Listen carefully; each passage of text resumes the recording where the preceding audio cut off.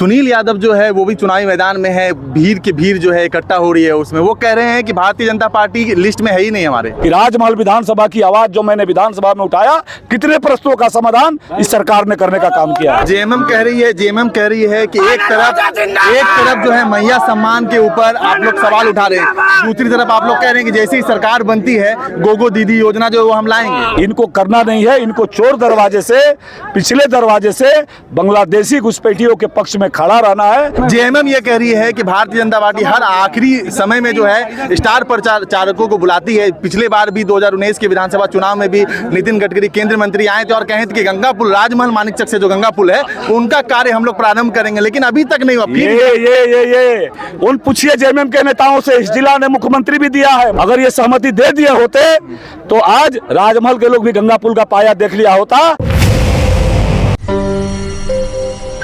हमारे साथ बात करने के लिए राजमहल के विधायक अनंत ओझा हैं। सर, क्या लग रहा है आज उत्तर प्रदेश के मुख्यमंत्री योगी आदित्यनाथ का आज चुनाव प्रचार था इस क्षेत्र में? सर्वप्रथम तो आपके माध्यम से राजमहल विधानसभा क्षेत्रवासी को शीश झुका करके मैं उन सबका अभिवादन करता हूं कि आज जो प्यार और आशीर्वाद देने के लिए हमारे आदरणीय नेता परम पूज्य योगी आदित्यनाथ जी महाराज जो उत्तर प्रदेश के मुख्यमंत्री है, जो राजमहल की जनता ने का जो जनसैलाब आज उमड़ा, ये भूतो न भविष्यति। कभी भी राजमहल में इस प्रकार की ऐतिहासिक भागीदारी, जहां पूरा का पूरा कल्पना से भी परे, आधे से ज़्यादा लोग रास्ते में पड़े हुए, जाम लगा हुआ है, पता नहीं कहां से आया, साधन नहीं है, लोग पैदल 8 किलोमीटर 10 किलोमीटर चल कर के आए हैं। ये प्यार और आशीर्वाद जो राजमहल की जनता ने भारतीय जनता पार्टी को दिया है, आदरणीय योगी आदित्यनाथ जी को दिया है, हमें आशीर्वाद देने के लिए जनता जो आई है, मैं उनका सबका शीश झुका करके आपका अभिवादन करता हूँ। राजमहल विधानसभा क्षेत्र से 3 प्रत्याशियों की खूब चर्चा है। एक सुनील यादव हैं, दूसरे एमटी राजा और तीसरा आपका। सुनील यादव जो है वो भी चुनावी मैदान में है। भीड़ की भीड़ जो है इकट्ठा हो रही है उसमें। वो कह रहे हैं कि भारतीय जनता पार्टी की लिस्ट में है ही नहीं हमारे, हमारा टक्कर झारखंड मुक्ति मोर्चा से है। देखिए, लोकतंत्र में जनता सर्वोपरि होती है। लोकतंत्र लाठी तंत्र से नहीं चलता है, लोकतंत्र चलता है जनतंत्र से चलता है, जनता के दिए हुए आशीर्वाद से चलता है। और इसीलिए मैं ये मानता हूँ कि लोकतंत्र की व्यवस्था में जो भी हमारे हैं सब मेरे लिए आदरणीय है, सब मेरे लिए पूजनीय है और जनता महान होती है। इसलिए उनका जो प्यार, उनका जो आशीर्वाद, उनका आप देख रहे होंगे कि किस प्रकार से इस इलाके को एक षड्यंत्र के तहत इस क्षेत्र की उपेक्षा की गई। पूरे 5 वर्षों तक लगातार जिस आवाज़ को लेकर के जनता अपना जनप्रतिनिधि चुनती है, जनता की आवाज़ को लगातार विधानसभा में रखने के बाद भी इस क्षेत्र की जनता की आवाज़ को लोकतंत्र के जो मंदिर के जो व्यवस्था के संचालन में जेएमएम कांग्रेस की सरकार बैठी थी, उन लोगों ने पूरा सौतेलापन व्यवहार करने का काम किया। एक तरफ इस क्षेत्र की जो लोग डेमोग्राफी बदलने का काम किया, जो लोगों ने बांग्लादेशी घुसपैठियों को पनाहगार बनाने का काम किया। जब हमारे उधवा क्षेत्र के मछुआरों को पश्चिम बंगाल के गुंडे आकर के और विशेष समूह के गुंडे आकर के गुंडागर्दी करते हैं, उसकी आवाज़ को आंख में आंख डाल करके उस पर कार्रवाई कराने का काम ये राजमहल विधायक सदन के अंदर आवाज़ करता है। जो उसके संरक्षणदाता बने हैं, ये लड़ाई उसके बीच में है। ये लड़ाई अगर दम है, मैंने तो खुलेआम कहा था कि आइए मंच पर सामने बैठते हैं।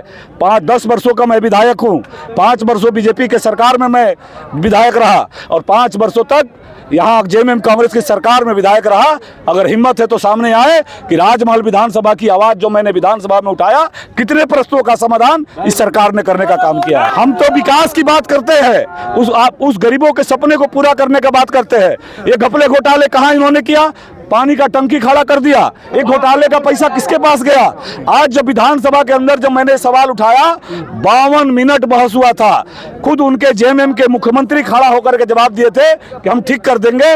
आखिर ये घपले घोटाले करने वाले लोग, हिम्मत है तो सामने आकर के बोले, क्यों यहाँ के लोगों को पीने का पानी उपलब्ध नहीं कराया? उनको हिम्मत है तो राजमहल में रघुवर सरकार में हमने 36 करोड़ का पीने का पानी व्यवस्था कराया था, 5 साल हो गया, क्यों नहीं पीने का पानी उपलब्ध कराया? ऐसे सारे सवाल इनको करना नहीं है। इनको चोर दरवाजे से, पिछले दरवाजे से बांग्लादेशी घुसपैठियों के पक्ष में खड़ा रहना है। इसलिए धनबल के सहारे, इसीलिए ताकत के सहारे समाज में विभाजन के सहारे ये अपरोक्ष तरीके से षड्यंत्र करके इस व्यवस्था पर, हमारे प्रजातांत्रिक अधिकार पर काबिज होना चाहते हैं। मैं आपके माध्यम से कहना चाहता हूं और पूरे क्षेत्रवासियों के सामने कहता हूं, हिम्मत है, अरे हम तो इतने बड़े दिल वाले हैं, हम तो बांटने की राजनीति नहीं करते हैं। यहाँ के बहुसंख्यक हिंदुओं ने अपना घर दे दिया कि आइए यहाँ करके लोकतंत्र के महापर्व में आप भी आइए, आप झंडे लगा लीजिए। लेकिन मैं चुनौती के साथ कहता हूं कि जा करके देखिए उधवा प्रखंड में, जाकर राजमहल के दियारा प्रखंड में देखिए कि विशेष समूह के घरों में कितने घरों में भारतीय जनता पार्टी का झंडा लगाने का काम दिया है। हम तो खुले मन से सबका झंडा लगाए हैं, लेकिन हमने भेद नहीं किया है। ये विभाजनकारी राजनीति झारखंड मुक्ति मोर्चा कांग्रेस ने इस इलाके में किया है। यहाँ की जनता इस बात को जान चुकी है कि जब हमारे युवा 5 साल इन्होंने कहा था कि रोजगार देंगे, रोजगार नहीं दिया, बोला कि बेरोजगारी भत्ता देंगे, वो भी नहीं दिया। जब युवा रोजगार की मांग करने लगे तो युवाओं को रोजगार नीति पर चर्चा करने की जगह पर ये नमाज नीति कराने लगे। विधानसभा के अंदर नमाज कक्ष खोलवा करके ये विभाजनकारी राजनीति एजेंडा ये जेएमएम और कांग्रेस की सरकार ने किया है। और राजमहल की जनता इनके एजेंडे को समझ गई है। ये योजना पूर्वक यहाँ पर इस प्रकार के सरकार के सत्ता के धमक के साथ, ये जो लूट का जो पैसा है उसके धमक के साथ यहाँ समाज को बांटने का इन्होंने सोचा था। आज आदरणीय योगी आदित्यनाथ जी ने भी इस उद्घोष को कहा है, बटेंगे तो बटेंगे, एक रहेंगे सेफ रहेंगे, उन्होंने उद्घोष दिया है। और ये राजमहल विधानसभा उसी रास्ते पर चल पड़ा है। जेएमएम कह रही है कि एक तरफ जो है मैया सम्मान के ऊपर आप लोग सवाल उठा रहे हैं, दूसरी तरफ आप लोग कह रहे हैं कि जैसे ही सरकार बनती है गोगो दीदी योजना जो वो हम लाएंगे। अरे हम तो सीना ठोक करके कहते हैं, भारतीय जनता पार्टी सीना ठोक कर कहती है ये मोदी की गारंटी है। मोदी जी ने जो कहा है उसको हर हाल में पूरी होने की गारंटी है। इसलिए हमने छत्तीसगढ़ में कहा कि हमने महतारी बंधन योजना लाएंगे। सरकार गठन के पहले कैबिनेट की बैठक में महतारी बंधन लागू कर दिया। हमने मध्य प्रदेश में लाडली बहना योजना लाया, सरकार गठन के पहले महीने में लाडली बहना योजना का योजना चालू कर दिया। झारखंड में इन्होंने, भाजपा ने नहीं कहा था, इन्होंने कहा था कि प्रत्येक गरीब महिला को हम 72,000 रुपए देंगे। 5 साल में इनको 3,60,000 देना था। जब विधानसभा में आपका विधायक ने आवाज उठाया कि मिला क्या, आपने जो वादा किया उसका कॉपी दिखाए, आनन फानन में इन्होंने 1,000 2,000 वो भी किसी को मिला, सास को मिला, पतोहू का नाम गायब, पतोहू को मिला, सास का नाम गायब। इन्होंने 1 महीना 2 महीना कर दिया। पहला कैबिनेट के बैठक में जैसे भाजपा की सरकार शपथ लेगी, भाजपा की सरकार की जो पहली बैठक है, पहला महीना है, उस बैठक से गोगो दीदी योजना चालू होगी और 2100 रुपया सभी माताओं के खाता में। एक आखिरी सवाल, जेएमएम ये कह रही है कि भारतीय जनता पार्टी हर आखिरी समय में जो है स्टार प्रचारकों को बुलाती है। पिछले बार भी 2019 के विधानसभा चुनाव में भी नितिन गडकरी केंद्रीय मंत्री आए थे और कहे थे कि गंगा पुल, राजमहल मानिकचक से जो गंगा पुल है उनका कार्य हम लोग प्रारंभ करेंगे, लेकिन अभी तक नहीं हुआ। ये उन पूछिए जेएमएम के नेताओं से। इस जिला ने मुख्यमंत्री भी दिया है, मंत्री भी रहा। ये विधायक आपका विधानसभा के अंदर ये सवाल लाया था, अगर 2022 में अगर ये सहमति दे दिए होते तो आज राजमहल के लोग भी गंगा पुल का पाया देख लिया होता। ये इसी प्रकार का षड्यंत्र इन लोगों ने किया है। केंद्रीय मंत्री नितिन गडकरी ने और NHAI ने 3 पत्र राज्य सरकार को दिया है, 3 पत्र दिया। ये तथ्यात्मक है। मैं चुनाव में प्रत्याशी भी हूं, जो बातें कहूंगा ये सैद्धांतिक और डॉक्यूमेंट के साथ कहूंगा। 3 पत्र दिया राज्य सरकार को कि आप बंगाल सरकार से समन्वय बना करके उपलब्ध कराइए, और इन्होंने आज तक उसको उपलब्ध नहीं कराया और अब जाकर के सैद्धांतिक सहमति दिया है।